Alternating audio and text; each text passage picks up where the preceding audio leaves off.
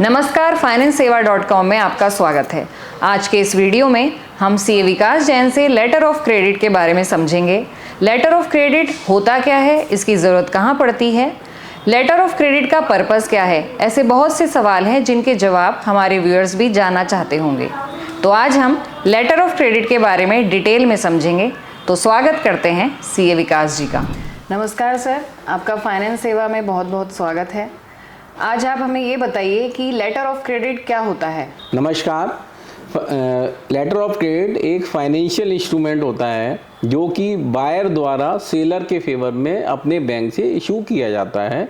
ये इंस्ट्रूमेंट एक गारंटी देता है सेलर को कि विद इन जब वो अपनी गुड्स को सप्लाई कर देगा तो उसको बायर से पेमेंट मिल जाएगी। सर बताइए कि लेटर ऑफ क्रेडिट का यूज़ कैसे करते हैं। लेटर ऑफ क्रेडिट में बायर और सेलर के बीच में टर्म्स एंड कंडीशन डिफाइन होती हैं कि कितने समय में पेमेंट दी जाएगी, गुड्स कब डिलीवर्ड की जाएंगी। यह बायर द्वारा अपने बैंक से सेलर के फेवर में इशू किया जाता है। इसमें एक एक्सपायरी टाइम होता है कि विद इन इस पीरियड में गुड्स को डिलीवर्ड करना है सेलर को और बायर को पेमेंट करनी है। इसका प्रोसीजर ये होता है कि सबसे पहले बायर अपने बैंक को अप्रोच करेगा कि मुझे पर्टिकुलर गुड्स खरीदने के लिए एलसी इशू करनी है। इसमें बायर का बैंक उसकी सिक्योरिटी के बेसिस पर एक लेटर ऑफ क्रेडिट की लिमिट बनाएगा। उसके बाद उस पर्टिकुलर ट्रांजैक्शन के लिए लेटर ऑफ क्रेडिट को इशू किया जाएगा। उसके बाद सेलर गुड्स को शिप करेगा और एक पर्टिकुलर टाइम के बाद बायर का बैंक सेलर को पेमेंट कर देगा। लेटर ऑफ क्रेडिट को यूज़ करने के फ़ायदे क्या हैं। लेटर ऑफ क्रेडिट का फ़ायदा बायर और सेलर दोनों के लिए है। बायर के लिए ये फ़ायदा है कि उसका पेमेंट सिक्योर्ड है, उसको पेमेंट जब करनी पड़ेगी जब उसके पास गुड्स आ जाएंगी। सेलर के लिए ये बेनिफिट है कि सेलर ने अगर गुड्स भेज दिए हैं तो लेटर ऑफ क्रेडिट के द्वारा उसका पेमेंट सिक्योर्ड रहता है। सर हमारे दर्शक जानना चाहते हैं कि लेटर ऑफ क्रेडिट कितने तरह के होते हैं। लेटर ऑफ क्रेडिट कई तरह के होते हैं, जिसमें एलसी एट साइट होता है, यूजेंस एलसी होती है, रिवोकेबल लेटर ऑफ क्रेडिट होता है, इररिवोकेबल लेटर ऑफ क्रेडिट होता है, back to back letter of credit होता है, ट्रांसफरेबल लेटर ऑफ क्रेडिट होता है। इस तरह के कई तरह के लेटर ऑफ क्रेडिट को बैंक डिफरेंट ट्रांजैक्शंस के लिए इशू करते हैं। लेटर ऑफ क्रेडिट को बैंक से किस तरह डिस्काउंट किया जा सकता है। लेटर ऑफ क्रेडिट को डिस्काउंट करने का प्रोसीजर ये है कि बायर सेलर के फेवर में सबसे पहले एलसी इशू करेगा और सेलर उसको गुड्स सप्लाई कर देगा।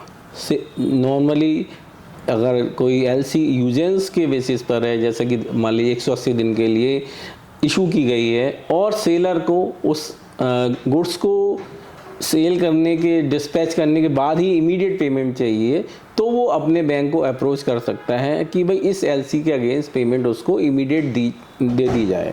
तो उसके लिए सेलर को अपने बैंक को टैक्स इनवॉइस और सेलर को tax invoice, e-way bill, transport receipts और एलसी की कॉपी बैंक को सबमिट करनी होगी। उसके बाद सेलर का बैंक बायर के बैंक को कंसेंट के लिए अप्रोच करेगा। अगर बायर का बैंक बायर से कंसेंट लेके सेलर बैंक को दे देता है तो उसके बाद सेलर का बैंक सेलर को पेमेंट कर देगा। अच्छा, इसके लिए कौन कौन से डॉक्यूमेंट्स की ज़रूरत होती है। मैंने आपको पहले बताया है। इसके लिए सेलर को e-way bill, tax invoice, LC copy और ट्रांसपोर्ट रिसीट सबमिट करनी होगी। लेटर ऑफ क्रेडिट के लिए ट्रांजैक्शन में किस तरह के पार्टीज इन्वॉल्व होती हैं। लेटर ऑफ क्रेडिट में जनरली 5 तरह की पार्टी इन्वॉल्व होती हैं। इसमें एक बायर होता है, एक सेलर होता है और एक एडवाइजिंग बैंक होता है और एक कंफर्मिंग बैंक होता है और एक इशूइंग बैंक होता है। सर ये बताइए कि लेटर ऑफ क्रेडिट को अमेंड किया जा सकता है। हाँ, लेटर ऑफ क्रेडिट को बायर, सेलर और इशूइंग बैंक के कंसेंट के बाद अमेंडमेंट की जा सकती है। सर, हमारे व्यूअर्स अगला सवाल जानना चाहते हैं कि लेटर ऑफ क्रेडिट को यूज़ करने के बाद भी ट्रांजैक्शन में बायर रिस्क इन्वॉल्व होता है? यदि होता है तो वो रिस्क क्या होता है? हाँ, बिल्कुल रिस्क इन्वॉल्व होता है। इसमें 3 तरह के रिस्क इन्वॉल्व हो सकते हैं। नंबर 1 कि जो सप्लायर है वो सही क्वालिटी का माल सप्लाई ना करे या माल की शॉर्ट सप्लाई करे। दूसरा रिस्क हो सकता है कि बैंक फेल हो जाए। तीसरा रिस्क हो सकता है कि जो सप्लायर है वो एलसी के अगेंस्ट फोर्ज डॉक्यूमेंट के बेसिस पर डिस्काउंट करवा के लोन ले ले। इंटरनेशनल ट्रांजैक्शन में लेटर ऑफ क्रेडिट क्यों यूज़ किया जाता है? इंटरनेशनल ट्रांजैक्शन में जनरली पार्टीज डिफरेंट लोकेशन में होती हैं, दोनों के बीच ट्रस्ट नहीं होता। इस केस में बायर और सेलर के पेमेंट को सिक्योर करने के लिए दोनों पार्टीज के बीच में कॉन्ट्रैक्ट होता है और उसको लेटर ऑफ क्रेडिट के द्वारा सपोर्ट किया जाता है, जिससे कि जो सप्लायर है उसको टाइमली पेमेंट मिल पाए और बायर को टाइमली अपनी गुड्स मिल पाए। सर, अगला सवाल है कि बैंक से लेटर ऑफ क्रेडिट इशू कराने का प्रोसीजर क्या है? सबसे पहले अगर कोई बायर है और वो लेटर ऑफ क्रेडिट की फैसिलिटी किसी बैंक से लेना चाहता है तो उसका अप्रेजल उसी तरह से किया जाता है जैसे कि किसी भी वर्किंग कैपिटल लिमिट का किया जाता है। इसके लिए बैंक सिक्योरिटी भी मांग सकता है, एज ए कोलेटरल सिक्योरिटी कोई घर, रेजिडेंशियल प्रॉपर्टी या कॉमर्शियल मांग सकता है, या फिर बिना सिक्योरिटी गवर्नमेंट की डिफरेंट स्कीम्स हैं उसके अंतर्गत भी विदाउट सिक्योरिटी 10 करोड़ तक की लेटर ऑफ क्रेडिट की लिमिट बनाई जा सकती है। यह डिपेंड करता है बायर के प्रपोजल पर, उसकी स्ट्रेंथ पर, उसका प्रोफाइल पर। यदि कोई बोरोवर बैंक से लेटर ऑफ क्रेडिट इशू करवाता है तो कोई कोलेटरल सिक्योरिटी की ज़रूरत उसमें पड़ती है? मैंने आपको पहले भी बताया है कि ये डिपेंड करता है कि ओवरऑल बायर का प्रपोजल क्या है। कुछ गवर्नमेंट की स्कीम्स हैं जिसके अंतर्गत 10 करोड़ रुपए तक कोई भी सिक्योरिटी की ज़रूरत नहीं पड़ती। विदाउट सिक्योरिटी 10 करोड़ तक की लेटर ऑफ क्रेडिट को इशू किया जा सकता है। ये 5 स्कीम है, एक एक करके मैं आपको बताता हूँ। नंबर 1 मुद्रा लोन स्कीम। इस स्कीम के अंतर्गत विदाउट सिक्योरिटी 10 लाख रुपए तक की एलसी इशू की जा सकती है। दूसरी स्कीम है गवर्नमेंट की जो है prime minister employment generation scheme. इस स्कीम के अंतर्गत भी 50 लाख रुपए तक की लेटर ऑफ क्रेडिट की limit without security bank issue कर सकता है। तीसरी स्कीम है stand up India loan scheme. इस स्कीम के अंतर्गत वर्किंग कैपिटल के पर्पज से बैंक लेटर ऑफ क्रेडिट को इशू कर सकता है। चौथी स्कीम है CGTMSE स्कीम। इस स्कीम के अंतर्गत 5 करोड़ रुपए तक की letter of credit bank issue कर सकता है। और फिफ्थ स्कीम है स्टार्टअप इंडिया लोन स्कीम। इस स्कीम के अंतर्गत 10 करोड़ रुपए तक की लेटर ऑफ क्रेडिट इशू की जा सकती है। लेटर ऑफ क्रेडिट को लोकल डोमेस्टिक परचेज में यूज किया जा सकता है, इसके अलावा इंटरनेशनल परचेज में भी यूज किया जा सकता है। ठीक है, इसका अप्रेजल उसी तरह से किया जाता है जैसे किसी भी बिजनेस में बैंक वर्किंग कैपिटल कैलकुलेशन के लिए करता है। अब ये बताइए कि standby letter of credit और कॉमर्शियल लेटर ऑफ क्रेडिट में अंतर क्या है? Standby letter of credit एक तरह से गारंटी की तरह काम करता है, जबकि कॉमर्शियल लेटर ऑफ क्रेडिट किसी पर्टिकुलर डिलीवरी ऑफ गुड्स के लिए काम करेगा। Standby letter of credit को इंटरनेशनल ट्रांजैक्शन में यूज किया जाता है, जबकि normal commercial letter of credit को डोमेस्टिक ट्रांजैक्शन में यूज किया जाता है। इंटरनेशनल लेटर ऑफ क्रेडिट में USP 600 का मतलब क्या है? USP 600 का मतलब है uniform custom and practice for documentary credit. ये एक रूल्स एंड रेगुलेशंस हैं जो कि इंटरनेशनल लेटर ऑफ क्रेडिट में यूज किए जाते हैं। इनका पर्पज़ है कि बायर और सेलर दोनों को पता होना चाहिए कि इंटरनेशनल ट्रांजैक्शंस में कि उनकी क्या रिस्क इन्वॉल्व है, क्या प्रोसीजर्स फॉलो करने चाहिए। ये सारे स्टैंडर्ड डॉक्यूमेंट उसमें मेंशन किए गए हैं जो कि बायर और सेलर और उससे रिलेटेड जो बैंक्स हैं वो सारे फॉलो करते हैं। सर, हमारे व्यूअर्स जानना चाहते हैं कि क्या लेटर ऑफ क्रेडिट में एक पार्टी किसी दूसरी पार्टी को ट्रांसफ़र कर सकती है? हाँ, एक लेटर ऑफ क्रेडिट का एक कैटेगरी होती है जिसको बोलते हैं ट्रांसफरेबल एलसी। इस तरह की एलसी में एक पार्टी दूसरी पार्टी को लेटर ऑफ क्रेडिट ट्रांसफ़र कर सकती है और सेकंड पार्टी इसका बेनिफिट ले सकती है। Confirmation of letter of credit का मतलब क्या है? नॉर्मल एलसी में 3 पार्टी इन्वॉल्व होती हैं, इशूइंग बैंक, बायर और सेलर। लेकिन कई इंटरनेशनल लेटर ऑफ क्रेडिट में 5 पार्टी इन्वॉल्व होती हैं, जिसमें एक पार्टी बायर होती है, दूसरा सेलर हो गई, तीसरी इशूइंग बैंक होता है, चौथी एडवाइजिंग बैंक होती है और 5वां कंफर्मिंग बैंक होती है। कंफर्मिंग बैंक एक एक्स्ट्रा गारंटी देती है कि अगर कोई डिफ़ॉल्ट हुआ तो कंफर्मिंग बैंक उस लायबिलिटी को पे करेगा। हमारे दर्शकों को ये बताइए कि लेटर ऑफ क्रेडिट ट्रांजैक्शन में स्विफ्ट सिस्टम का क्या मतलब होता है? स्विफ्ट का मतलब होता है society for world wide inter bank financial telecommunication. एक तरह का सिस्टम है जिसमें एक बैंक दूसरे बैंक से कम्युनिकेट करता है रिलेटेड टू किसी भी लेटर ऑफ क्रेडिट की ट्रांजैक्शन के लिए। लेटर ऑफ क्रेडिट इंस्ट्रूमेंट की कोई एक्सपायरी डेट भी होती है?